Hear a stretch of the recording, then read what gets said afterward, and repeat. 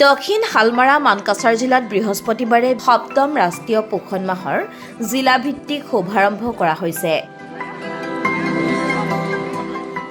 মানকাছাৰৰ Aziz memorial লাইব্ৰেৰীত অনুষ্ঠিত হোৱা পোষণ মাহ শুভাৰম্ভ অনুষ্ঠানত জিলা আয়ুক্ত ৰাহুল কুমাৰ গুপ্তা সমল ব্যক্তি হিচাপে উপস্থিত থকাৰ লগতে জিলা আইন সেৱা প্ৰাধিকাৰীৰ সচিব জয়ন্ত কুমাৰ শইকীয়া, জিলা সমাজ কল্যাণ বিষয়া ইন্দ্ৰজিৎ দাস, জিলা উপ আৰক্ষী অধীক্ষক আঞ্চল শৰ্মা, মানকাছাৰ ৰাজচক্ৰ বিষয়া প্ৰাঞ্জল শৰ্মা বৰুৱা, মানকাছাৰৰ প্ৰাক্তন বিধায়ক জাবেদ ইছলাম সহ সমাজ কল্যাণ বিভাগৰ বিষয়া কৰ্মচাৰীসকল উপস্থিত থাকে।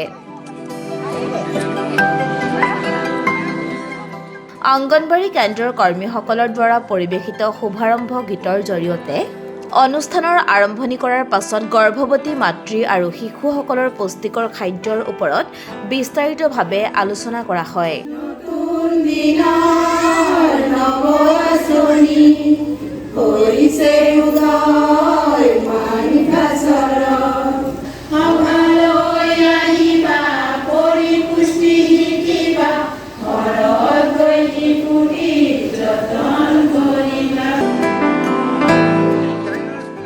অনুষ্ঠানত পুষ্টিকৰ খাদ্য মেলাৰ আয়োজন কৰি প্ৰদৰ্শনী কাৰ্যসূচী ৰূপায়ণ কৰা হয়। সাউথ সালমাৰা মানকাছাৰ জিলাৰ পোষণ মাহৰ ইনগ্ৰেল আমাৰ ফাংচন এণ্ড চেৰেমনি আছিলে। আজি এই গোটেই মাহটো আমাৰ ছেপ্টেম্বৰ মাহটো পোষণ মাহ বুলি কোৱা হয়।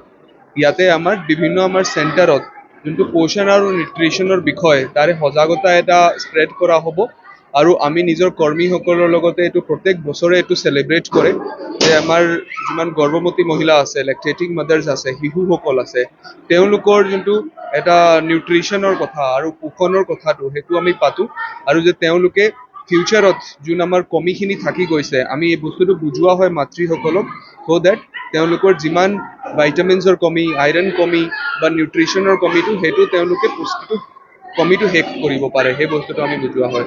তাৰে আজি ইনগ্ৰেল ফাংচন আছিল। আনহাতে জিলাখনৰ 5টি শিশুক সুস্বাস্থ্য শিশু বঁটা প্ৰদান কৰাৰ লগতে এগৰাকী কিশোৰী আৰু দুগৰাকী গৰ্ভৱতী মহিলাক সমাজ কল্যাণ বিভাগৰ পৰা হিমগ্লবিন কুইন বঁটা প্ৰদান কৰা হয়।